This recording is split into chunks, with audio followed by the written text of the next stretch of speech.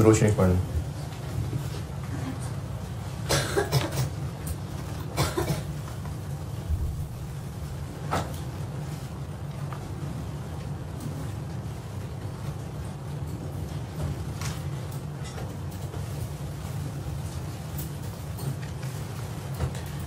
कल पॉइंट क्या लिखा था लास्ट? हाँ, कस्टमर लिस्ट समझा रहा था आपको। कस्टमर लिस्ट वाली बात दोबारा सुन लें। कस्टमर लिस्ट बिजनेस का एसेट होता है। क्यों होता है एसेट? इंटेंजिबल एसेट क्यों है? आइडेंटिफाइबल है। क्यों? सेपरेबल है, आगे किसी को सेल हो सकता है। और मॉनेटरी भी नहीं है, फिजिकल एग्जिस्टेंस भी नहीं है। कंट्रोल क्यों है? कंट्रोल लिस्ट हमारे पास है, और लेकिन सब लोग शर्तिया तो नहीं हमसे खरीदेंगे, लेकिन हमें एक स्पेसिफिक ऑडियंस मिल जाएगी, हम उसी पे मेहनत करेंगे और खर्चा बचेगा, तो इसलिए एसेट है। परचेज कस्टमर लिस्ट एसेट है। इंटरनली जनरेटेड क्यों नहीं है? क्योंकि हमें उसका खर्चा नहीं पता, खर्चा तो ओवरऑल बिजनेस होने पे कर रहे थे। इसी तरह से ना ब्रांड क्या होता है? किसी प्रोडक्ट का मशहूर नाम। अच्छा, अगर वो पहले ब्रांड बढ़ाया था तो मेरा ख्याल स्टिंग की मिसाल ले रहा था मैं, तो स्टिंग ब्रांड है, पेप्सी वालों का मशहूर ब्रांड है। अगर पेप्सी वाले स्टिंग बेच दें कोक वालों को तो अच्छे खासे पैसे लेंगे। कोक वालों के लिए परचेज्ड ब्रांड होगा। अच्छा, ब्रांड और फार्मूले में फर्क है। फार्मूला तो जस्ट एक फार्मूला है, एक फ्लेवर है, नाम उसका बार बार बदल बदल के बेचते जाए। फार्मूला तो चीज बनाने का फार्मूला है, ब्रांड प्रोडक्ट की शोहरत है।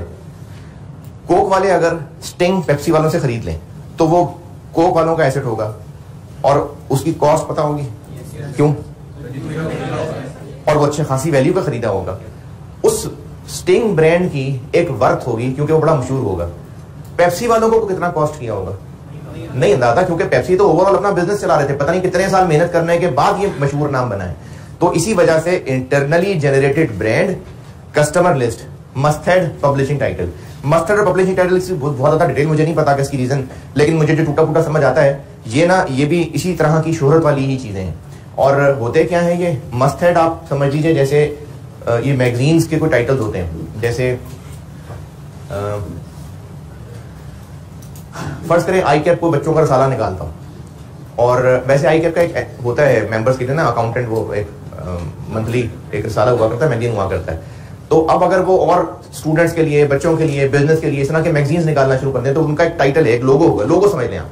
अब उस लोगो का आइंदा कोई भी नया मैगजीन निकलेगा तो वो हिट ही होगा कि इनके पहले बड़े अच्छे मैगजीन होते हैं, तो उसको मस्ट हेड कहते हैं। वो जो मैगजीन्स के लिए लोगो रजिस्टर कराया होता है ना उसको मस्ट हेड कहते हैं। और पब्लिशिंग टाइटल भी ऐसी ही चीज है कि अगर किसी पब्लिशर्स की बुक्स बहुत अच्छी होती हैं, जैसे फर्ज करें ये जो राइज पब्लिशिंग लिखा हुआ है, इनकी बुक्स बहुत अच्छी सी है, मार्केट में अगर मशहूर हो, तो इस लोगो को पब्लिशिंग टाइटल कहते हैं। और इसी लोगो से आंदा जो भी बुक निकलेगी तो उसको स्टूडेंट्स खरीद लेंगे कि जी इनकी बाकी अच्छी बुक्स होती है तो ये भी अच्छी होंगी, तो इसको पब्लिशिंग टाइटल कहते हैं। तो ये भी बिजनेस की शोहरत ही पे डिपेंड कर रहे होते हैं। तो इसलिए मस्टर्ड, पब्लिशिंग टाइटल्स, ब्रांड और कस्टमर लिस्ट, ये चार नाम वो हैं कि जो इंटरनली जनरेटेड हो तो उनको एसेट मानना मना है, परचेज्ड हो तो फिर है एसेट। अच्छा, इस पॉइंट के बाद कुछ बच्चे पता नहीं कहां से मेरी बात का मतलब ये निकाल लेते हैं कि सर ने कहा था कि इंटरनली जनरेटेड इंटेंजिबल एसेट ही नहीं होता। अगर नहीं होता तो कल पूरी क्लास किस बात पे लगती? इंटरनली जनरेटेड होता है एसेट, तभी तो रिसर्च और डेवलपमेंट का कॉन्सेप्ट है। सिर्फ ये चार है जो नहीं होते, बाकी फार्मूला है, सॉफ्टवेयर है, डिजाइन है, वो सब होते हैं इंटरनली जनरेटेड इंटेंजिबल। अच्छा, उनकी अमाउंट क्या होगी? वो जो कल डेवलपमेंट वगैरह रिसर्च पढ़ ली सारी, इंटेंजिबल एसेट की कॉस्ट क्या होगी? वो जो डेवलपमेंट में खर्चा आ रहा है। जिस तरह बिल्डिंग बन रही होती है, IFR1 capital work in progress I23, तो 1.5 साल में बिल्डिंग बनी, तो उस 1.5 साल तक उस खर्चे को कुछ नहीं कहते, 1.5 साल बाद अचानक उसको एसेट कह देते हैं। फिर जैसे जैसे खर्च हो रहा होता है उसको एसेट बनाते जा रहे होते हैं ना, यही हिसाब डेवलपमेंट कॉस्ट का होता है। जैसे जैसे डेवलपमेंट कॉस्ट होती जा रही है वो एसेट बनता जा रहा है। डेवलपमेंट कॉस्ट के नाम से भी ठीक है वो एसेट, फॉर्मूले के नाम से भी ठीक है। तो इसको मोनेटाइज कब करेंगे? फिर जब ये कंप्लीट हो जाएगा, जब अवेलेबल फॉर यूज हो जाएगा। तो डेवलपमेंट कॉस्ट इंटेंजिबल एसेट है, ये है जो कल हमने सीखा है। मैं आपको रिसर्च डेवलपमेंट के हवाले से कुछ इंपॉर्टेंट पॉइंट्स लिखवा रहा था, 3 लिखवा दिए गालिबन। चलें, बस ये लास्ट ही है तकरीबन। अगला पॉइंट लिखें।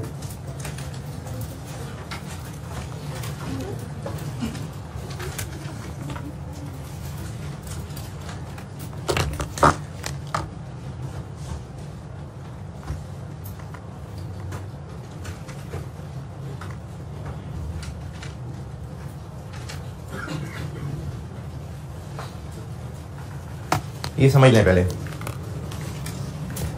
कंपनी ए एक प्रोजेक्ट पे काम कर रही थी, रिसर्च वो कर चुकी थी, डेवलपमेंट फेज अभी शुरू था, कोई प्रोडक्ट बना रहे थे ये और कोई नई मेडिसिन बना रहे थे, उसका ये रिसर्च फेज मुकम्मल कर चुके हुए थे, डेवलपमेंट फेज अभी चल रहा था।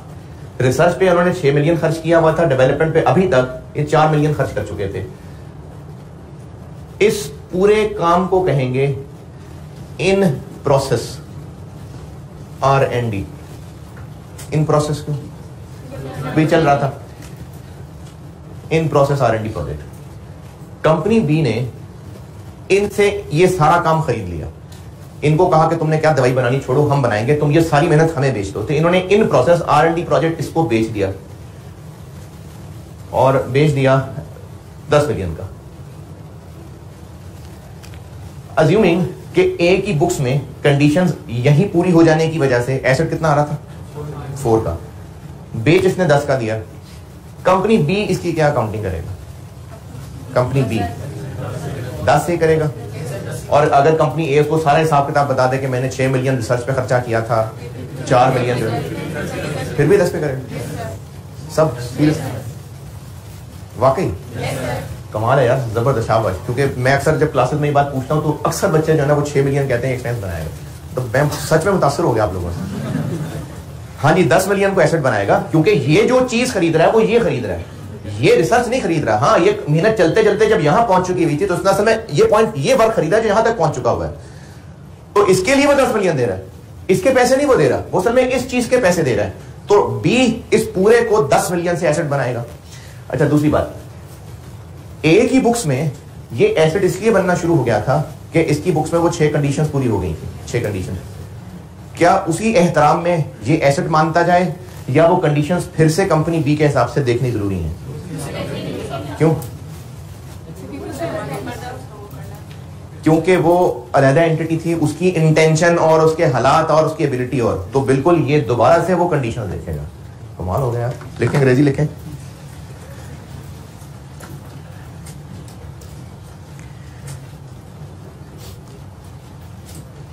एक्विजिशन ऑफ एन, ये वही जो मैं आपको इंपॉर्टेंट पॉइंट्स लिखवा रहा हूं ना, तो उनमें ये चौथा हो जाएगा। एक्विजिशन ऑफ एन, एक्विजिशन यानी परचेज ऑफ एन, ये in process R&D project. Acquisition of an in process R&D project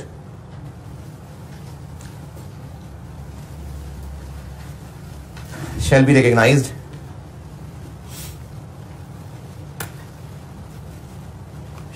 recognized as an intangible asset,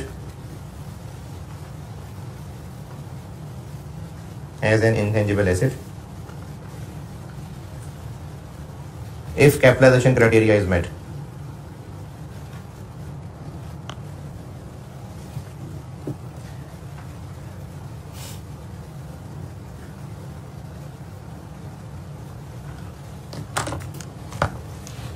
चले, बी ने इसको 10 मिलियन पे एसेट रिकॉर्ड कर लिया। अब ये बी ने यहां खरीद लिया, ये 10 मिलियन इस पे खर्च कर चुका। बी ने क्यों खरीदा? अब ये जो यहां तक सफर हो चुका था, बी इसको आगे चलाएगा, बी इस पे आगे मजीद खर्चा करेगा। ये जो यहां बी खर्चा करेगा, ये एक मेडिसिन बना रहे थे और मेडिसिन कोरोना की थी। चले, उस मेडिसिन में 3 फीचर्स थे, कोरोना भी मारने थे और सर दर्द भी ठीक होता था, पेट भी ठीक हो जाता था। 3 फीचर्स थे उस दवाई के अंदर जिस पे मेहनत हो रही थी। इनको इस फाइनल फार्मूले तक पहुंचते पहुंचते एक और आइडिया आया कि चलो वो जो एरिया फट जाती है उसका भी इसमें इलाज हम डाल सकते हैं। उनको कुछ ऐसे चीजें पता चली कि इसमें ये एक और फीचर ऐड कर सकते हैं। बंद वो कोरोना की दवाई रही थी, वही जो 3-7 और टारगेट थे। इनको ख्याल आया कि एक चौथा फीचर भी ऐड हो सकता है, बस थोड़ी सी मेहनत उस पर और करनी पड़ेगी, थोड़ी इंफॉर्मेशन और इकट्ठी करनी पड़ेगी। तो इस चलते हुए डेवलपमेंट फेज के अंदर एक रिलेटेड ही रिसर्च भी आ सकती है। तो क्या करें उस रिसर्च को? चूंकि ये डेवलपमेंट चल रहा है तो उसको भी कैपिटलाइज करें, फिर वो एक्सपेंस बनेगा क्योंकि वो एक नया आइडिया था। हाँ, एक बार वो जो चौथी बीमारी का इलाज इसमें डालने लगा था वो फाइनल हो जाएगा तो वो भी साथ अब इसमें मेहनत ऐड होकर अब ये 4 बीमारियों वाला डेवलपमेंट प्रोजेक्ट चलना शुरू हो जाएगा। जो डेवलपमेंट प्रोजेक्ट चल रहा था ना, किसी नए आइडिया लेकिन रिलेटेड आने की वजह से एक और विंग खुल सकता है रिसर्च का, ऐसा हो सकता है। तो ऐसा हो गया तो वो रिसर्च है। जब वो वापस रिसर्च से निकल के इसके साथ जुड़ जाएगा, फिर डेवलपमेंट कैपिटलाइज होने लग जाएगी। लिखें पॉइंट, इसी में लिख लें, चाहे इसी को बढ़ा लें, चाहे अगला पॉइंट लिख लें। Any subsequent expenditure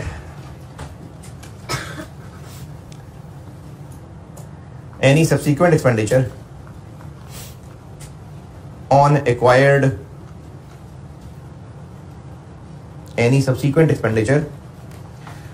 acquired in process R&D project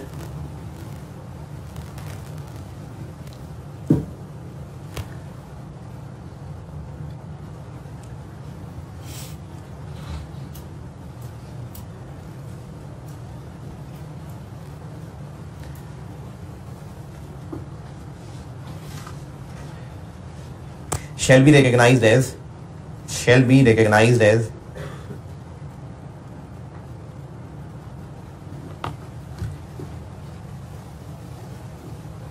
research cost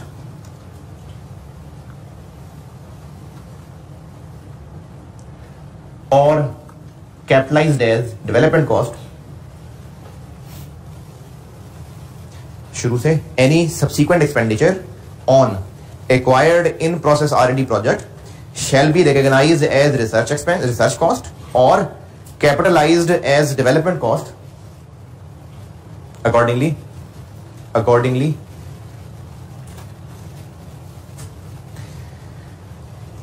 in light of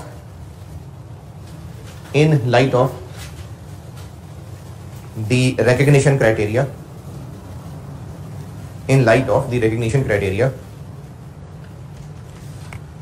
for internally generated intangibles यानी इंटरनली जनरेटेड का जो अभी तक पढ़ा था कल, अगर इस पे ऑनवर्ड खर्चा होगा तो वो भी उसी गाइडेंस के मुताबिक ही होगा कि रिसर्च है तो रिसर्च, डेवलपमेंट है तो डेवलपमेंट। जी 4 मिलियन था, वो 4 मिलियन था ना। हाँ, ये ए का कैपिटल वर्क इन प्रोग्रेस था 4 मिलियन का, और वो जब 10 मिलियन का बेचेगा तो 6 मिलियन उसका प्रॉफिट एंड डिस्पोजल होगा। चले जी, ये इंटरनली जनरेटेड इंटेंजिबल वाली बात भी खत्म, और इनफैक्ट ये जो एडिशनल इन्फॉर्मेशन बता रहा था ये भी खत्म, सिर्फ एक डिस्क्लोजर्स रह गए, उसके अलावा ये आयत खत्म। डिस्क्लोजर से पहले जो पढ़ा ना उसकी पहले एग्जाम प्रैक्टिस करते हैं जी।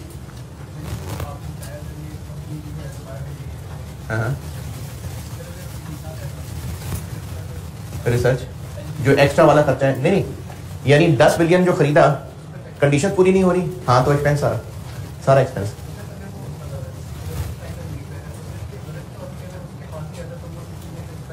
लेकिन वो और एंटिटी थी, और एंटिटी है नहीं। देखें, जब तक रिसर्च होती है ना, अच्छा ऑनलाइन वालों के लिए सवाल ये पूछा है कि ये पूरा 10 मिलियन क्यों रिकॉर्ड करें जबकि इसको पता है कि 6 मिलियन रिसर्च पे खर्चा हुआ है। बी को पता है कि 6 मिलियन रिसर्च पे खर्चा हुआ है। रिसर्च को एक्सपेंस बनाते क्यों है? क्योंकि ये नजर नहीं आ रहा होता। रिसर्च को इसलिए एक्सपेंस बनाते हैं कि उस वक्त तक ये नजर नहीं आ रहा होता। अगर ये चांद नजर आ गया होता तो फिर एक्सपेंस ना बनाते। तो इसको वो नजर आ रहा है, इसको ये चीज नजर आ रही है, तो इसलिए अब रिसर्च एक्सपेंस बनाने की जरूरत नहीं है, क्योंकि इसकी जेब से 10 मिलियन इसी चीज के लिए जा रहे हैं, तो वो तो उसको एसेट बनाएगा। ए ने इसको रिसर्च एक्सपेंस इसलिए कहा था क्योंकि ए को बहुत अनसर्टन था कि पता नहीं कामयाब होंगे नहीं होंगे, इसलिए इसको एक्सपेंस बनाया था। जब उसको नजर आना शुरू हो गया कि अब कामयाबी है तो डेवलपमेंट पे चलने शुरू हो गए। तो इसने तो ये कामयाब प्रोजेक्ट ही खरीदा है। अगर जी 10 का 10 एक्सपेंस बन जाएगा, क्योंकि कंडीशन पूरी नहीं हो रही ना। और इसके सपोर्ट में जो बिल्कुल I38 के शुरू में रिकग्निशन चीज पड़ी थी कि किसी भी एसेट को एसेट तब मानना है डेफिनेशन पूरी हो रही हो, कॉस्ट मेजरेबली हो, और इट इज प्रोबेबल कि फ्यूचर बेनिफिट्स मिलेंगे। वो नहीं मिलेंगे तो एसेट नहीं मानेंगे। तो ये उसी के मुताबिक है कि जब इसकी कंडीशन ही पूरी नहीं हो रही और उसको बेनिफिट मिलना प्रोबेबल ही नहीं है तो फिर 10 मिलियन गया सारा। कितनी देर बाद? थोड़ी कितनी देर बाद?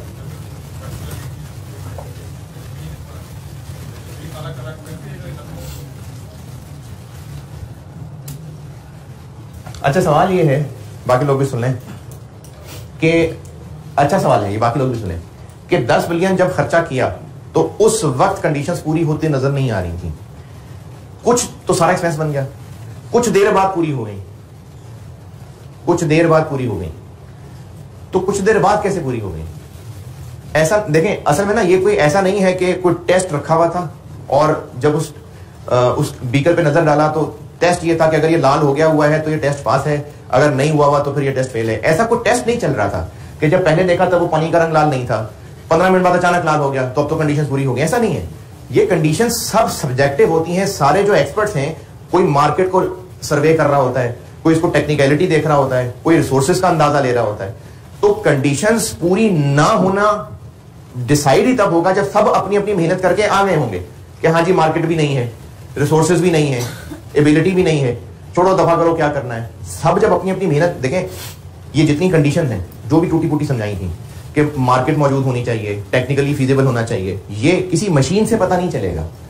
ये रेलिवेंट इंसान होंगे जो अपनी अपनी फील्ड की पूरी असेसमेंट करेंगे। जैसे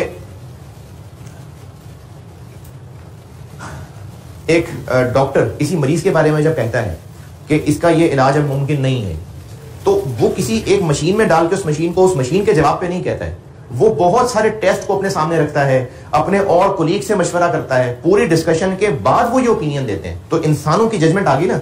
तो इसी तरह जब ये कंडीशंस देखी जा रही होंगी तो उसमें बहुत सारे रेलिवेंट इंसान अपनी अपनी फील्ड के एक्सपर्ट्स इन्वॉल्व होंगे।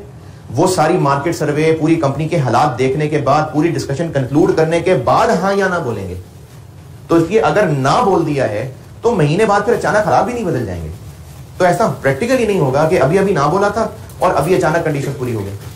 अगर ईयर एंड तक अभी उनके सब मेहनतें चल रही थी, असेसमेंट चल रही थी, महीने 2 महीने लगेंगे, चलो अभी हम इसकी अकाउंटिंग रोक लेते हैं, अभी रोक लेते हैं कि असेसमेंट चल रही है, ईयर एंड आ गया और अभी तक भी उनकी असेसमेंट कामयाब नहीं हो सकी, अब मजबूरी है, अब तो कुछ अकाउंटिंग करनी है, तो इसे एक्सपेंस कहते हैं। महीना 1.5 महीने इंतजार कर लेंगे, ईयर एंड तक ठहर जाएंगे क्योंकि वो सब अपनी असेसमेंट कर रहे होंगे। अभी अब ईयर एंड पे आके हो गया कि ये एक्सपेंस है, तो फिर अब ये दोबारा कल को एसेट नहीं बन सकता। लेकिन अगर अभी ईयर एंड ना हुआ होता और वो सारे अपनी अपनी वर्किंग कर रहे होते तो उसकी अकाउंटिंग हम रोक लेते, रुके रहते, 6 महीने बाद अकाउंटिंग कर लेते। सारा जो डेबिट क्रेडिट हो रहा होता है उसका एंड ऑब्जेक्टिव क्या होता है? सारी अकाउंटिंग क्यों हो रही होती है? ईयर एंड पे फाइनेंशियल स्टेटमेंट्स बन जाए तो चीजों की एंट्री रोक भी देते हैं। आप आगे आर्टिकल्स में जाएंगे ना, आपको नजर आएगा कई ऐसे पेंडिंग मसले होते हैं जिनकी अकाउंटिंग रोक के रखी होती है, ईयर एंड का ऑडिटर का इंतजार कर रहे होते हैं, तो इस चीज की एंट्री रोक लेंगे, ईयर एंड तक देख लेंगे हालात क्या है। जी नहीं, 10 तो मैंने सिर्फ ये इसलिए लिखा था ताकि आप इस 10 को 4 और 6 के कॉन्टेक्स्ट में देखें और ये बोलें कि 6 मिलियन एक्सपेंस बनाने। मैंने इसलिए 10 लिखा था, ये 100 भी हो सकता है, एक ही मर्जी जितने का मर्जी बेचे। चले यार आगे भी चल रहे हैं। हाँ जी जी जी जी बिल्कुल। ये जो डेवलपमेंट कॉस्ट की एग्जांपल्स थी, ये खर्चे हैं और ये सारे खर्चे कंडीशंस पूरी होने के बाद हो रहे हैं तो कैपिटलाइज हो रहे हैं, कंडीशंस पूरी होने से पहले हो रहे हैं तो एक्सपेंस बन रहे हैं। इन मिसालों में से हो सकता है एक खर्चा कंडीशन से पहले हो जाए, वो एक्सपेंस बन जाएगा, बाकी खर्चे कंडीशंस के बाद हो वो एसेट बन जाएंगे। ये इंटरनली जनरेटेड इंटेंजिबल्स और ये जो सारे मैं इनिशियल मेजरमेंट बता रहा था ये खत्म हो गई। अब इसी सारी मेहनत में सिर्फ डिस्क्लोजर्स रहते हैं और IAS 38 खत्म, डिस्क्लोजर्स के अलावा IAS 38 खत्म। एग्जाम प्रैक्टिस करते हैं जी, चूंकि मेनली ये थ्योरेटिकल है तो इसलिए इसकी मैं प्रैक्टिस भी जबानी ही बोल रहा हूं। मेनली ये थ्योरेटिकल चीज है तो मैं आपको इसकी जबानी ही प्रैक्टिस बता रहा हूं कि इसके आंसर को हम कैसे लिखें, क्या किसका आंसर सॉल्व करने का तरीका होगा।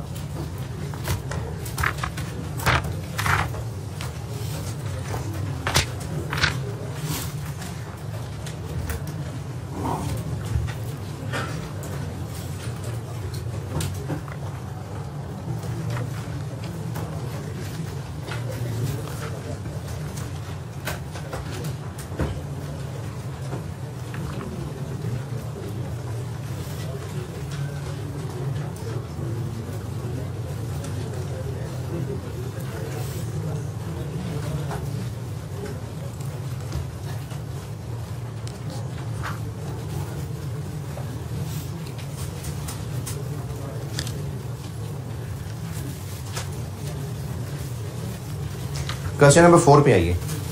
Question number 4 page 202, question number 4।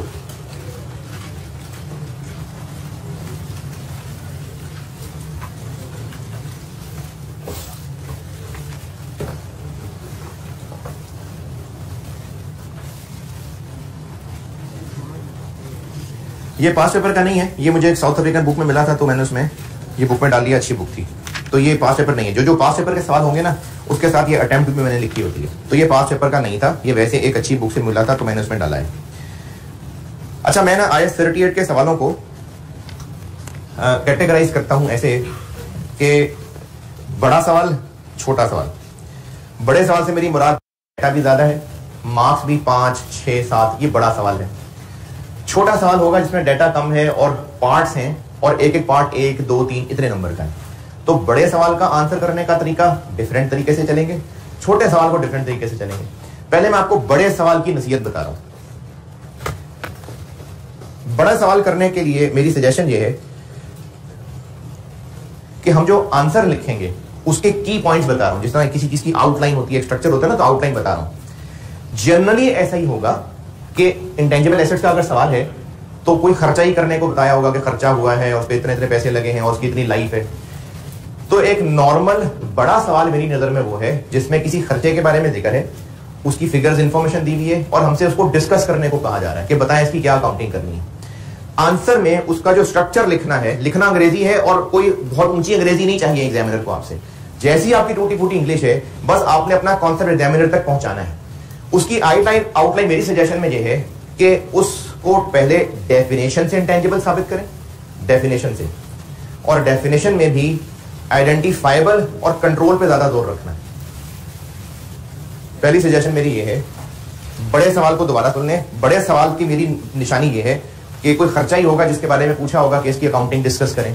और IAS 38 के सवाल मोस्टली अंग्रेजी वाले होते हैं, यानी जिनके जवाब में आपको डिस्कस, एक्सप्लेन, ये सब करना होता है।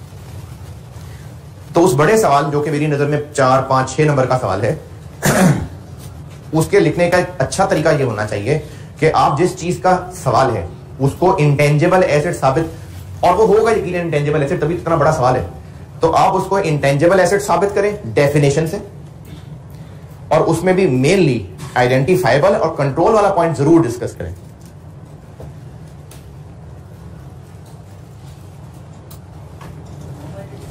क्या जी? आइडेंटिफाइबल और कंट्रोल जरूर, उसके अलावा नॉन मॉनेटरी भी कर दें, लेकिन जो उसमें मेन क्रिटिकल चीजें होती हैं वो ये दोनों को साबित करना, आइडेंटिफाइबल और कंट्रोल। बाकी नॉन मॉनेटरी भी कहते हैं, विदाउट फिजिकल सब्सटेंस भी कहते हैं। अभी करते हैं डिस्कस ना। दूसरी बात, इसकी रिकग्निशन क्राइटेरिया पूरा कर दें। वो क्या था? डेफिनेशन पूरी हो रही हो और probable inflow of economic benefits और cost can be made lively. Recognition criteria साबित कर दें, बस साबित हो जाएगा कि इंटेंजिबल एसेट है। डेफिनेशन पूरी कर दें और रिकग्निशन क्राइटेरिया साबित कर दें। कैसे, वो भी करता हूं डिस्कस। तीसरी चीज, इनिशियल मेजरमेंट बता दें कि अब उसको हम एसेट तो कहने ही लगे हैं, तो फिर कितने पे रिकॉर्ड करें।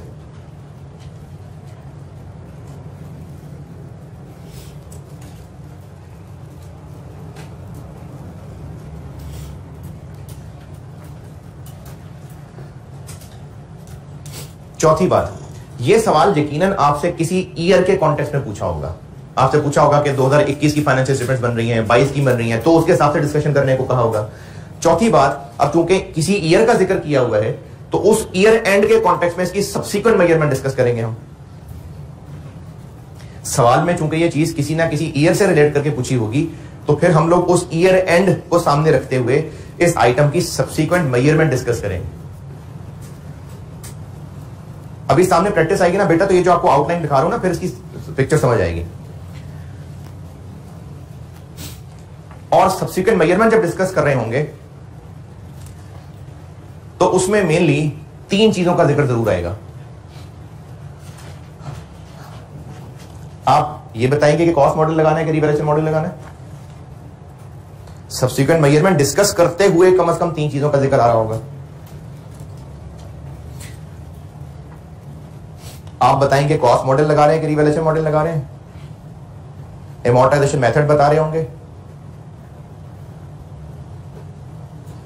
और लाइफ बता रहे होंगे। और अगर आप इन तीनों पे गौर करें तो वो जो स्केड्यूल बनता है ना, उस स्केड्यूल के नीचे भी यही 3 मेन चीजें बताई जा रही होती हैं।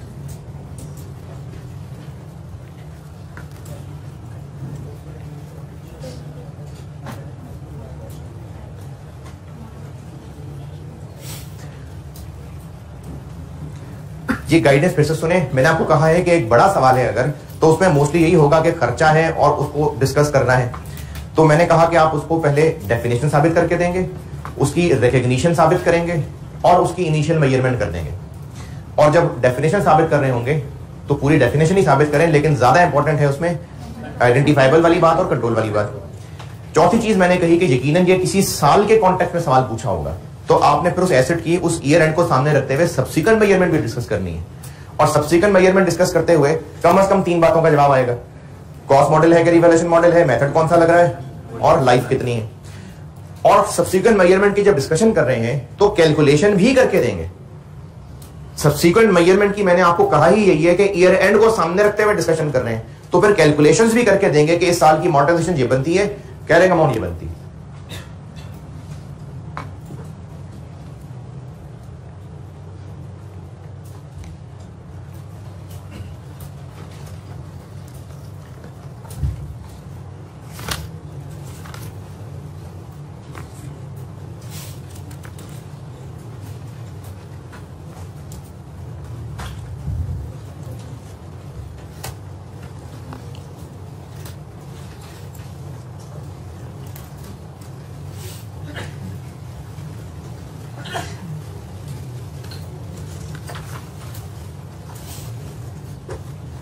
हाँ जी, लिखा। और इस सारी आउटलाइन के साथ एक आखिरी जनरल नसीहत यह है कि सवाल को ध्यान से पढ़ें और जो उसने सवाल पूछा है ना उसका आंसर उसको मिलना चाहिए। ये जनरल नसीहत है कि आप सवाल ध्यान से पढ़े हों और जो वो पूछ रहा है उसका आंसर उस तक पहुंचना चाहिए, तो वो राजी होगा। चले आप क्वेश्चन 4 पढ़ लीजिए। इसी गाइडेंस के मुताबिक मैं आपको उसका आंसर करना सिखाता हूं। क्वेश्चन 4 पढ़ लें।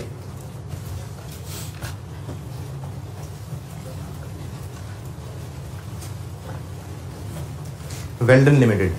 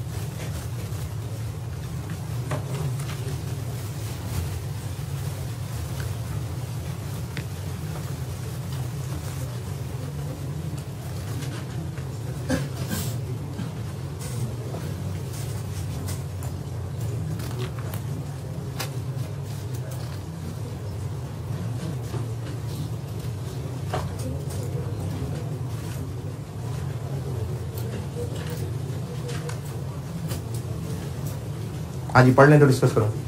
पढ़ लिया।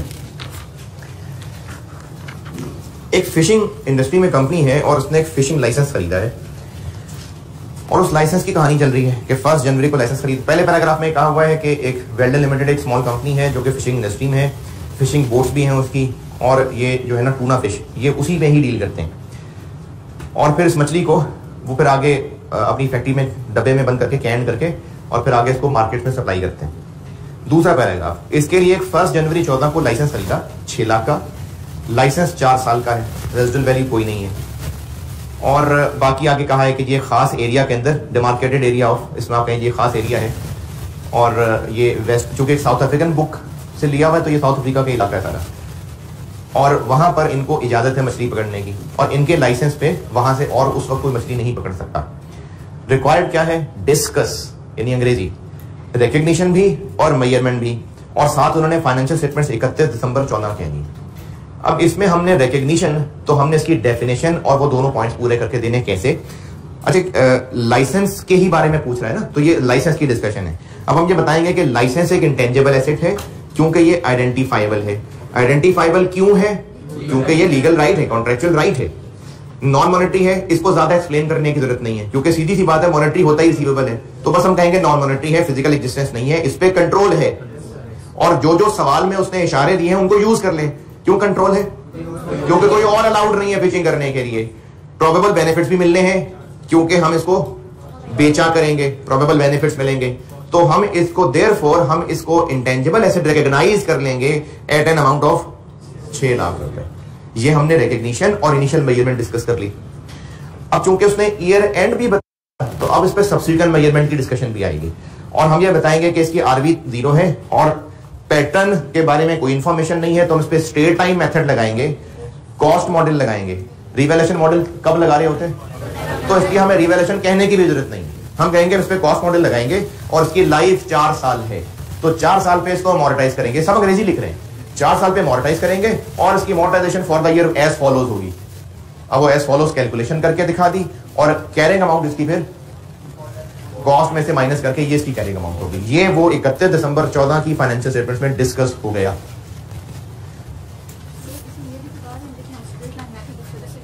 कि पैटर्न नहीं पता और इसमें आप अच्छा हो जाएगा, आप इसका सोल्यूशन भी पढ़ लें एक दफा, लिखा हुआ भी एक दफा सामने आ जाएगा। ज़बानी तो चले मैंने कर लिया डिस्कस, लिखा हुआ भी एक दफा सामने आ जाएगा। एग्जामिनर को ना आपसे मेन कॉन्सेप्ट डिस्कस हुआ नजर आ जाएगा तो वो नंबर देगा। जरूरी नहीं है कि जो एग्जामिनर ने सोल्यूशन देखा था उसी से लाइनें छापेगा तो आपको नंबर मिलेंगे। मेन कॉन्सेप्ट उसने इसमें रखे होंगे कि रिकग्निशन डिस्कस कर दी तो इसका 1 नंबर दे दूंगा, मेजरमेंट डिस्कस कर दी तो 1 नंबर दे दूंगा, तो आप मेन चीजें डिस्कस कर देंगे।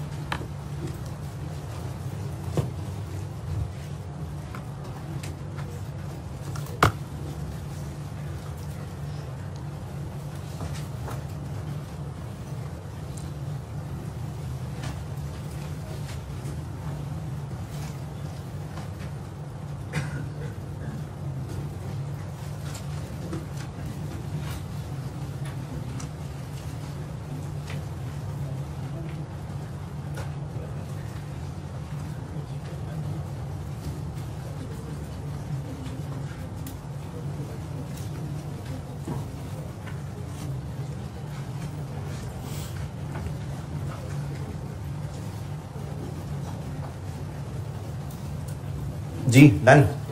चले अब आए क्वेश्चन नंबर 11 पे, स्ट्रिंग 13। Question number 11 string 13।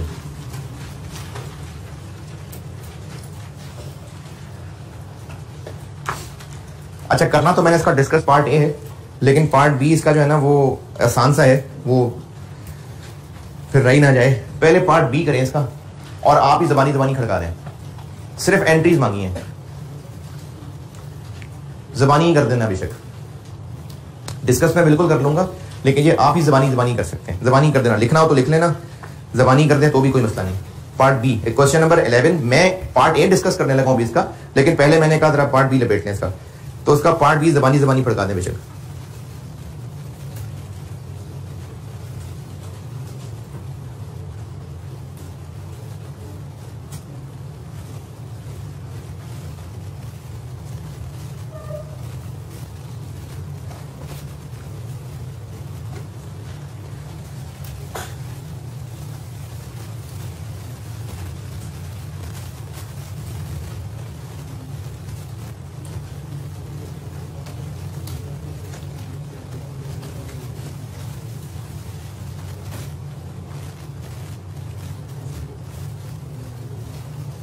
चले, जिनको अंग्रेजी समझना है वो मैं अंग्रेजी भी समझा देता हूँ। 1 जनवरी 12 को हम MEL हैं, हम लोग MEL हैं, ने एक नया प्रोडक्ट डिजाइन लॉन्च हो। देखें, जब कोई नया प्रोडक्ट लॉन्च होता है ना, तो खाने पीने की चीज है, दवाइयां हैं, तो उसका फार्मूला होगा। कोई और चीज है इस्तेमाल की, जैसे AC है, गाड़ी है, बाइक है, मशीन है, तो उसका डिजाइन बनता होगा। गाड़ी की मिसाल ले लेते हैं, चलें, अगर एक नई गाड़ी का मॉडल लॉन्च होना है तो उसका डिजाइन बनेगा पहले। उस डिजाइन के अंदर बहुत सारी इंजीनियरिंग देखी जाएगी, फ्रिक्शन होगी, स्पीड, फ्यूल कंजम्पशन, सब देखा जा रहा होगा। तो उसका जब डिजाइन फाइनल होगा, एक बार डिजाइन फाइनल हो गया, वो डिजाइन इंटेंजिबल एसेट है। फिर वो जो कल समझा रहा था ना, फार्मूले की जगह डिजाइन रख दे। अगर एक नई गाड़ी का मॉडल लॉन्च हो रहा है तो उसका जो डिजाइन है कि वही चीज है जो कल फार्मूला समझा रहा था, तो वो डिजाइन इंटेंजिबल एसेट होगा। उस डिजाइन में भी रिसर्च और डेवलपमेंट फेज होगा, और डिजाइन एक बार कंप्लीट हो गया तो उसके बाद फिर गाड़ियां बनेंगी, बिकेंगी, बनेंगी, बिकेंगी। जो कल मैंने फार्मूला समझाया था ना, उसकी जगह डिजाइन समझ के देख लें। तो इसी तरह से MEL एक कंपनी है, एक प्रोडक्ट का, चलो गाड़ी मैंने मिसाल दिया तो गाड़ी कह लें, एक गाड़ी का उसने डिजाइन आधा अधूरा, अभी चल रहा था, अभी बन रहा था, पार्शली डेवलप्ड। पहली लाइन बता, 1 जनवरी को MEL ने एक पार्शली डेवलप्ड डिजाइन को खरीदा। जिससे खरीदा वो रिसर्च कर चुका था और थोड़ी बहुत डेवलपमेंट कर चुका था। ये पहली लाइन का मतलब बताया मैंने। कितने का खरीदा? 2 मिलियन का। और ब्रैकेट के अंदर उसकी डिटेल भी बता दी, जैसे मैंने ये बताया था। ये डिटेल क्यों बताई? धोखा देने के लिए आपको। ये पहले पैराग्राफ में हुआ। कब खरीदा? 1 जनवरी को।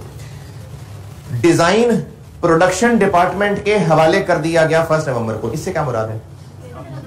इसका मतलब है कि 1 नवंबर को वो डिजाइन कंप्लीट हो गया, तभी तो वो प्रोडक्शन डिपार्टमेंट को दिया है कि गाड़ियां बनाओ और बेचो। तो ये डिजाइन कंप्लीट कब हुआ? 1 नवंबर। ये यहां से 1 जनवरी से 1 नवंबर तक ये सारा वो रिसर्च डेवलपमेंट फेज था। उसके बाद अच्छा, ये इन्होंने पहले 1 नवंबर एंड डेट बता दी, अब उसके बाद फिर शुरू से कहानी शुरू कर दी। सब्सिक्वेंट टू एक्विजिशन, कब की बात हो रही है? ये 1 जनवरी। ये दूसरे पैराग्राफ का पहला सेंटेंस सिर्फ एक एंड डेट बताई थी कि डिजाइन मुकम्मल कब हुआ। उसके बाद अगली लाइन से उन्होंने फिर पिछली शुरू से कहानी शुरू कर दी कि 1 जनवरी को जब खरीद लिया था तो उसके बाद मजीद खर्चा हुआ था। क्या क्या? 0.7 मिलियन रिसर्च पे, ये जो मैं यहां बता रहा था कि मजीद नई रिसर्च हो सकता है, उस गाड़ी के डिजाइन के अंदर कोई नया आइडिया आ गया हो, उसको बीच में इंसर्ट करना चाह रहे हो तो उस पर रिसर्च, और बाकी 2.5 मिलियन डेवलपमेंट। और आगे इन्होंने इस डिजाइन की यूजफुल लाइफ 5 साल बता दी। इस सारी इंफॉर्मेशन से पूछा है कि 31 दिसंबर 12 ईयर एंड है। जो कुछ ऊपर आपको नजर आ रहा है उसकी जर्नल एंट्रीज कर दें। करें पहले आप लोग ट्राई,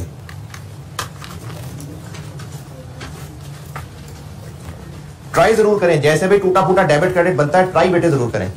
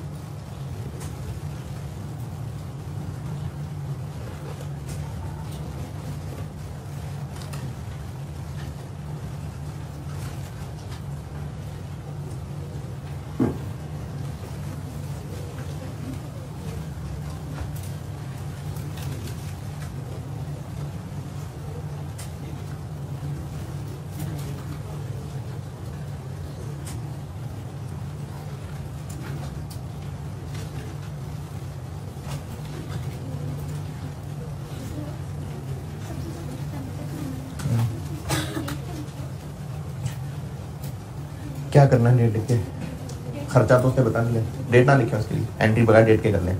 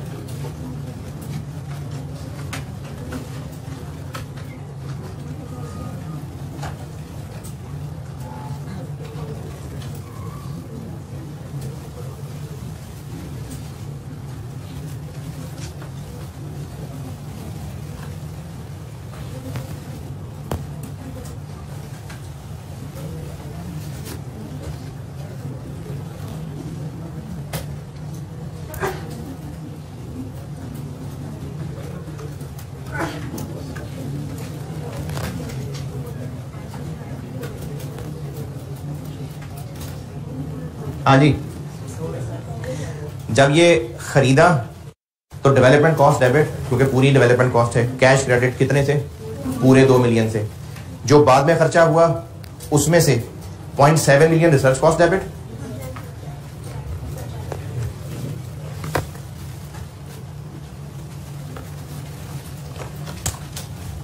देखें, जब पहली दफा खरीदा तो डेवलपमेंट कॉस्ट डेबिट, इंटेंजिबल भी कह सकते हैं, कितने से? प्रोडक्ट डिजाइन भी कह सकते हैं जी, 2 मिलियन से।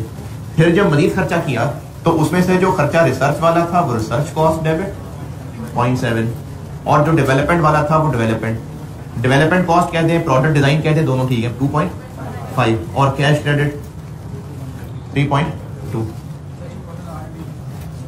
नहीं, इन प्रोसेस R&D तो उसको इसलिए कहा था कि वो एक इन प्रोसेस R&D चीज है। नाम तो हम उसको डेवलपमेंट कॉस्ट का ही दे रहे होंगे क्योंकि उसको एसेट बना रहे होंगे हम। और ईयर एंड पे आके एमोर्टाइजेशन डेबिट और एक्यूमुलेटेड एमोर्टाइजेशन क्रेडिट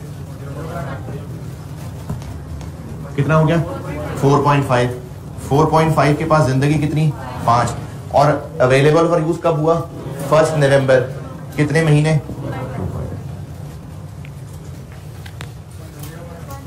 जो भी कर रहे थे ये सही है सब? यार क्या कमाल क्लास मिल गई इस दफा मुझे यार। हाँ जी, हाँ हाँ, नहीं, कोई और नया आइडिया आ गया होगा ना, क्योंकि पहले वो डेवलपमेंट थी तभी तो वर्ड डेवलपमेंट का यूज किया हुआ है। जो इन प्रोसेस खरीदा था उस दूसरी कंपनी ने इस पे डेवलपमेंट फेज शुरू कर दिया था, तभी तो उन्होंने कहा है कि 1.5 मिलियन डेवलपमेंट के नाम पे था। कोई नया आइडिया आया होगा, इसीलिए रिसर्च हुई है। मैंने यहां कहा था कि ये डेवलपमेंट है, और अगर कंडीशंस पूरी होने का नहीं बताया तो बाय डिफॉल्ट हो रही होती हैं। ये भी कल की थी ना बात कि अगर डेवलपमेंट कॉस्ट बताई है और कंडीशंस पूरी होने का नहीं बताया तो हो रही है पूरी, तो इसलिए हमने इस पूरे को एसेट बना लिया। हो रही थी पूरी कंडीशंस। पार्ट ए पढ़ लें, ये करता हूं डिस्कस जी। ठीक है, ठीक, यानी कैपिटल वर्क इन प्रोग्रेस कितना? ठीक है, पार्ट ए पढ़ लीजिए, करता हूं डिस्कस।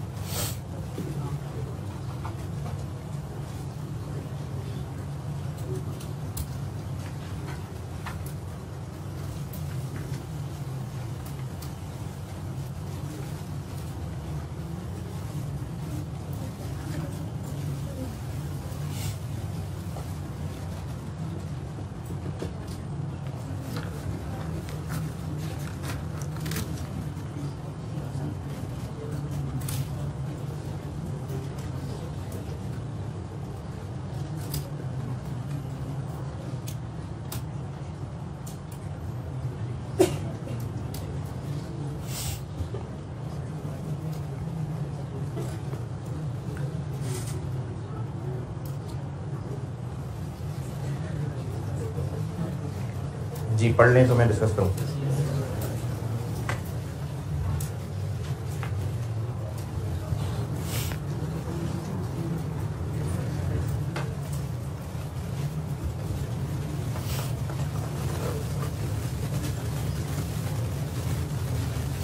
अच्छा, अब ना आप अपने पास रजिस्टर में कहीं, चाहे इस बुक में जहाँ क्वेश्चन शुरू हो रहे हैं वहाँ, जहाँ आपको लगे कि आपकी नज़र पड़ेगी वहाँ लिख लेना कि IS 36 के डिस्कशन वाले सवालों को करते हुए इस बात के लिए मेंटली तैयार रहिएगा कि दरमियान में कहीं IS 36 की भी इन्वॉल्वमेंट होने लग जाएगी।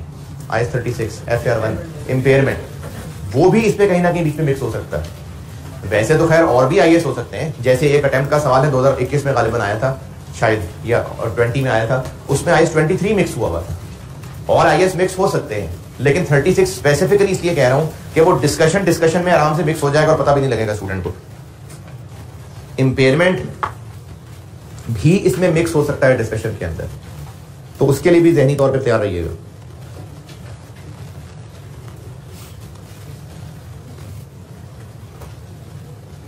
अच्छा उसकी मोटी मोटी बातें याद दिला दूं आपको। इम्पेयरमेंट होती थी कि एसेट की कैरिंग अमाउंट को कंपेयर किया जाता है रिकवरेबल अमाउंट। रिकवरेबल अमाउंट होती है higher of value in use. कमाल है यार, कमाल है, शाबाश, जबरदस्त। और हर रोज हर 10 मिनट बाद इम्पेयरमेंट टेस्टिंग करते रहे? नहीं। 3 ऐसे हैं जिनके लिए हर साल वो इंटेंजिबल एसेट जो अभी अवेलेबल फॉर यूज नहीं हुआ, यानी ये जो चल रहा है, वो इंटेंजिबल एसेट जिसकी लाइफ इनडेफिनिट है, और गुडविल। ये सवालिया निशान है चेहरों पे। 3 नाम ऐसे हैं, वो इंटेंजिबल एसेट जो अभी चल रहा है, यानी ये डेवलपमेंट कॉस्ट इन प्रोसेस, वो इंटेंजिबल एसेट जिसको अमोर्टाइज नहीं किया करते क्योंकि इनडेफिनिट लाइफ है, और गुडविल। ये 3 चीजें ऐसी हैं जिनकी इंपेयरमेंट टेस्टिंग बिला नागा हर साल की जाती है। और बाकियों के लिए जब इंडिकेशंस एग्जिस्ट करती हूं, एक्सटर्नल, इंटरनल, और उन सबका निचोड़ ये था कि अगर हालात खराब होते नजर आ रहे हैं तो इंपेयरमेंट टेस्टिंग कर लें। ये 3 नाम अगर आपको नहीं पता, FR1 वैसे तो आप जिस तरह जवाब दे रहे हैं लगता है याद है बहुत कुछ, लेकिन अगर आपने नहीं लिखा था, नहीं पढ़ा था ये, तो मैं 3 नाम दोबारा बता रहा हूं। गुडविल, वो इंटेंजिबल एसेट जिसकी इनडेफिनिट लाइफ है, और वो इंटेंजिबल एसेट जो अभी इन प्रोसेस है। इनकी इंपेयरमेंट टेस्टिंग हर साल करनी होती है। गुडविल, वो इंटेंजिबल एसेट जो अभी इन प्रोसेस है, यानी डेवलपमेंट कॉस्ट, और वो इंटेंजिबल एसेट जिसकी इनडेफिनिट लाइफ है। इनकी इंपेयरमेंट टेस्टिंग हर साल करनी होती है, जबकि बाकी सबकी इंडिकेशन होंगी तो फिर।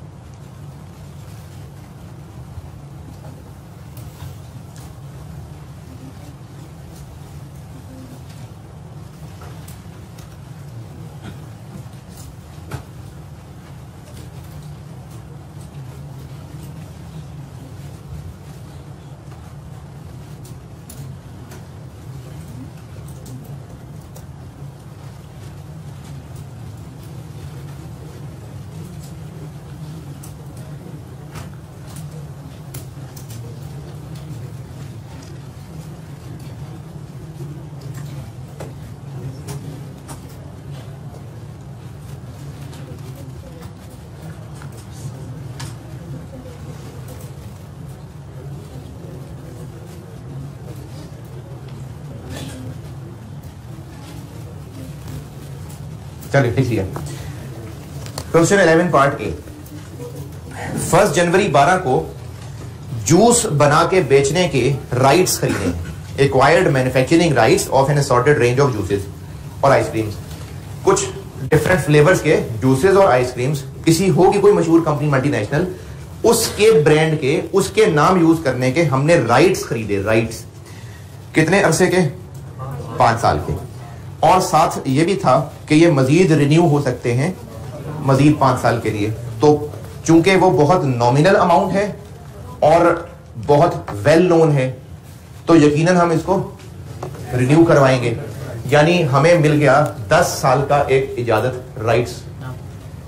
कब? 1 जनवरी को। कितने का खरीदा? 50 में। बाकी उसकी आगे कहानी जो है वो सब्सिक्वेंट में लाता हूं। सवाल में पूछा ये है एक्सप्लेन विद रीजंस। अगर वो ये विद रीजंस ना भी कहता, बस एक्सप्लेन कह देता, तो भी हमने रीजन ही बताने थे कि वो जो ऊपर बताई गई हैं बातें, उनको कैसे अकाउंट फॉर करे 1 जनवरी वाले दिन, यानी आपसे रिकॉग्निशन डिस्कस करने को कह रहा है, और 31 दिसंबर वाले दिन, यानी आपसे सब्सिक्वेंट मेजरमेंट डिस्कस करने को कह रहा है। तो अगर ये डेट्स ना भी बताए, सिर्फ इतना कह दे कि इसकी रिकॉग्निशन मेजरमेंट डिस्कस कर दें, तो भी हमने यही सब करना होगा जो भी पिछले सवाल में किया था। चले इनिशियल करते हैं डिस्कस। डेफिनेशन, ये जो राइट्स खरीदे हैं हमने, ये हमारा इंटेंजिबल एसेट्स है, क्योंकि आइडेंटिफाइबल है, क्योंकि हमने कॉन्ट्रैक्चुअल राइट लिया है, नॉन मॉनेटरी है जिसको एक्सप्लेन करने की ज्यादा जरूरत नहीं है, विदाउट फिजिकल सब्सटेंस है, ज्यादा जरूरत नहीं एक्सप्लेन करने की, इस पे कंट्रोल है क्योंकि हम ये जूसेस और आइसक्रीम्स बनाकर बेचेंगे, इनसे बेनिफिट मिलेंगे और हमारे पास राइट है कि हम इसको बेचें, तो इसलिए ये इंटेंजिबल एसेट है और हम इसको रिकॉग्नाइज कर लेंगे initially at a cost of 50 million. ये डिस्कशन हो गई 1 जनवरी यानी पहले दिन के कॉन्टेक्स्ट में। डेफिनेशन बता दी, रिकॉग्निशन के दोनों क्राइटेरिया बता दिए और इनिशियल मेजरमेंट की अमाउंट बता दी। ठीक है, यहां तक 31 दिसंबर पे आते हैं। चूंकि हम ये किसी को आगे ट्रांसफर ही नहीं कर सकते, बेच ही नहीं सकते, तो मार्केट का तो सवाल ही नहीं है ना, मार्केट का तो सवाल ही नहीं है। तो इसको हम ये कहेंगे कि चूंकि इसकी कोई मार्केट ही नहीं हो सकती, तो हम इसको कॉस्ट मॉडल पे रखेंगे। बेनिफिट पैटर्न का अंदाजा नहीं लगा पा रहे, इसलिए कॉस्ट स्ट्रेट लाइन मेथड लगाएंगे। और चूंकि रिन्यूअल सस्ती है और प्रोडक्ट भी मशहूर है, तो इसको रिन्यू करवाने का एविडेंस है, और इसका लाइसेंस पीरियड 10 साल हो गया, 5 और 5 10। लेकिन इसकी इमोर्टाइजेशन किस दिन से शुरू करेंगे? 1 जुलाई से। ये आपको कुछ दिन पहले बाद जब मैं आपको वो पढ़ा रहा था ना, मेजरमेंट तब की थी कि इसके लिए जो प्लांट एंड मशीनरी चाहिए थी वो जाके 1 जुलाई को पूरी हुई है। After erection of its plant यानी plant installation, TFL started manufacturing the products on 1 July, यानी प्लांट की इंस्टॉलेशन 1 जुलाई को जाके पूरी हुई है। तो हम इसकी अमोर्टाइजेशन भी कब से शुरू करेंगे? 1 जुलाई से। अच्छा, अब जब 1 जुलाई से करेंगे ना, तो जिन्होंने हमें ये राइट्स दिए थे उन्होंने गिनती कब गिननी शुरू कर दी थी? 1 जुलाई से। तो हमने तो आधा साल साड़ दिया। तो जो अमोर्टाइजेशन हम कैलकुलेट करेंगे,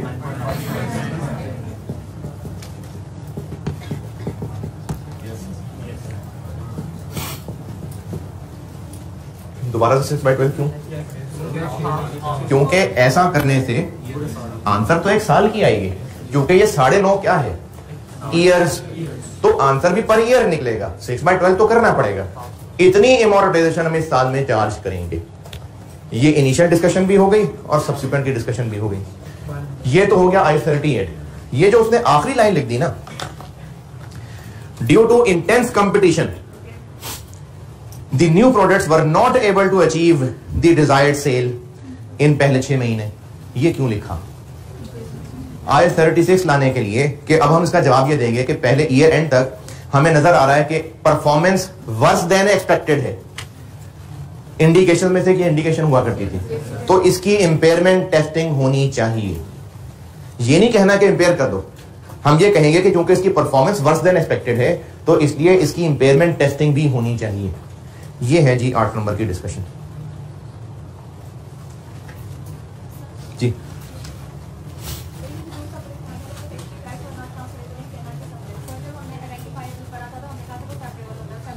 सेपरेबल होता है या फिर लीगल और कॉन्ट्रेक्चुअल राइट होता है।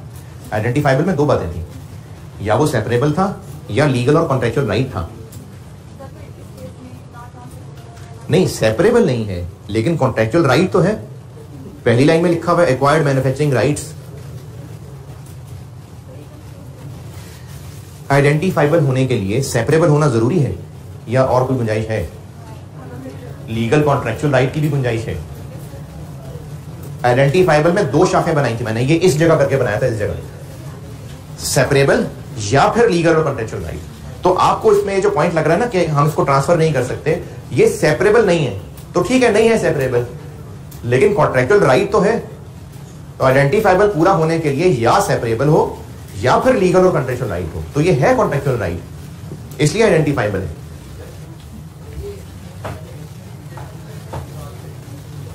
एक ही दफा कर दें, यानी जब हम इंटेंजिबल की डेफिनेशन बता रहे हैं और रिकग्निशन क्राइटेरिया में भी प्रोबेबल इकोनॉमिक बेनिफिट्स है ना, तो एक ही बार कर दें कि चूंकि ये मल्टीनेशनल कंपनी का एक वेल नोन ब्रांड है और हम इसको बेचेंगे तो इससे इकोनॉमिक बेनिफिट्स मिलेंगे।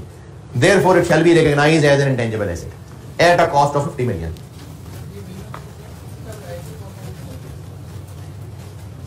ये हम आगे किसी को दे ही नहीं सकते ना, तो एक्टिव मार्केट का तो सवाल ही पैदा नहीं होता। बी की बात करें, बी में तो उसने कहा था जो ऊपर है उसकी एंट्रीज कर दें बस। अब ऊपर कहां आपको कोई फेयर वैल्यू वगैरह कहां बताइए जी। अच्छा, ये सवाल है एक स्टूडेंट का कि यूजफुल लाइफ हम लाइसेंस के केस में किस तरह निकालते हैं? कॉन्ट्रैक्ट पीरियड को एक्सपेक्टेड बेनिफिट से कंपेयर करते हैं, तो इसमें तो एक्सपेक्टेड बेनिफिट बताए नहीं, तो होंगे, होते ही होंगे। तो जब आपके पास डाटा ही सिर्फ कॉन्ट्रैक्ट पीरियड का है तो उसी को यूजफुल लाइफ ले लें। वो जो मछलियों वाला लाइसेंस था, तो सवाल में भी ये नहीं बताया था कि मछलियों का आनिया जानिया कब तक रहेगी रहेंगी, फिर भी हमने 4 साल लाइसेंस ले लिया था। तो अगर एक्सपेक्टेड बेनिफिट नहीं है तो बस लाइसेंस पीरियड। क्वेश्चन 12 पढ़ लें। अब ये निस्बतन छोटा सवाल आ गया, क्वेश्चन 12 पढ़ लीजिए। और अभी रिसेंट अटेम्प्ट में जो सवाल आया है वो इसी तरह डिस्कशन वाला 9 नंबर का सवाल आया है, इसी तरह से 3 पॉइंट्स थे और ये डिस्कशन का सवाल था, एक्सप्लेन जी। अच्छा ये सवाल कर दें फिर टाइम रह जाएगा, इसके बाद पूछ लीजिएगा। क्वेश्चन नंबर 12 पढ़ लीजिए।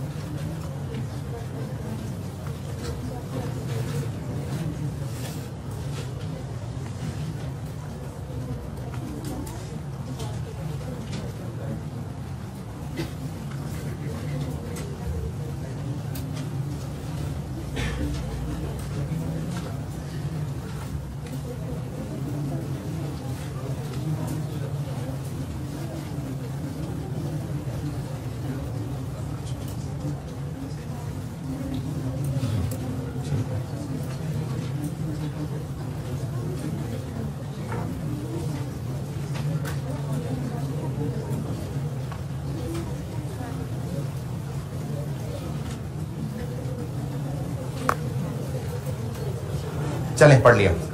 सवाल का पॉइंट 1 मैं बड़े सवाल की कैटेगरी में ला रहा हूं और जो पॉइंट 2, 3 हैं ये छोटे छोटे से हैं। पहले पॉइंट 1 करता हूं डिस्कस। ईपीएल जो कंपनी का नाम है, इसने 2 दवाइयां बनाई हैं, वैक्सीन्स, 2 दवाइयां इसने खुद बनाई हैं, यही डेवलपमेंट करके डेवलपमेंट। अच्छा कल मैं ना आपको प्रैक्टिस मजीद कराऊंगा, कल हम चलेंगे रिसर्च डेवलपमेंट के सवालों में। अभी आज रिसर्च डेवलपमेंट वाले सवाल नहीं थे, कल रिसर्च डेवलपमेंट वाले सवालों में चलेंगे। और फिर IS 38 से ही रिलेटेड एक और छोटा सा टॉपिक है, वो भी कल रिसर्च डेवलपमेंट की डिस्कशन में लपेटूंगा, करवाऊंगा। तो इसमें मैं इसको रिसर्च डेवलपमेंट में इसलिए नहीं ले रहा पॉइंट 1 को कि वो डिटेल नहीं है, रिसर्च के खर्चे, डेवलपमेंट के खर्चे, इसलिए मैं इसको आम सवाल में लेके आज करवा रहा हूं। 2 दवाइयां बनाई, एक 160 मिलियन की और एक 120 मिलियन की, और इन दोनों के ऊपर अब हमने डिस्कशन करनी है। पहले ए की बात करते हैं। जो दोनों के बारे में कॉमन बात हो सकती है वो कॉमन कर देंगे, और जो दोनों के लिए अलग अलग है फिर अलग अलग करेंगे। पहले कॉमन बात ये करेंगे कि हम इन दोनों को इंटेंजिबल साबित करेंगे। हम ये कहेंगे कि जो वैक्सीन्स बनाई हैं फिर इनका पेटेंट कर लिया, तो ये vaccines, patented vaccines intangible assets हैं, क्योंकि आइडेंटिफाइबल है, ये वैक्सीन्स किसी को बेच भी सकते हैं, नॉन मॉनेटरी है, कंट्रोल है, हम मेडिसिन बनाएंगे बेचेंगे, प्रोबेबल इकोनॉमिक बेनिफिट्स हैं, क्योंकि नजर आ रहा है कि हम हर साल 5 साल तक 300 मिलियन का रेवेन्यू जनरेट करेंगे, तो ये प्रोबेबल इनफ्लो वाली बात भी कवर हो गई। Therefore, these licenses shall be recognized as intangible asset at 160 million और 120 मिलियन रिस्पेक्टिवली। ये हो गई इनकी इनिशियल डिस्कशन। अब सब्सिक्वेंट के लिए ए और बी को अलग अलग कर रहा हूं डिस्कस। पहले ए की बात करते हैं।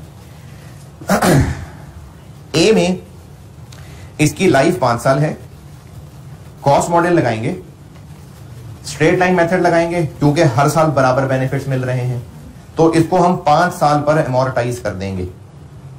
ये ए की डिस्कशन हो गई। और सवाल में चूंकि उसने डेट शेट नहीं बताई, तो फिर कैलकुलेशन की जरूरत नहीं है, बस क्योंकि इसमें आपको नहीं कहा ना कि कब डेवलप की हैं, पहली तारीख को की हैं, अगस्त में की हैं, तो इतना कह देना काफी है कि हम इस 160 को 5 साल यूजफुल लाइफ पे स्ट्रेट लाइन मेथड पे अमोर्टाइज करेंगे। लाइसेंस बी, ये रेवेन्यू जनरेट करेगा फॉर एन इनडेफिनेट पीरियड, तो हम ये कहेंगे कि इसकी यूजफुल लाइफ इनडेफिनेट है, इसलिए इसको अमोर्टाइज नहीं करेंगे, लेकिन हर साल इसकी इंपेयरमेंट टेस्टिंग किया करेंगे।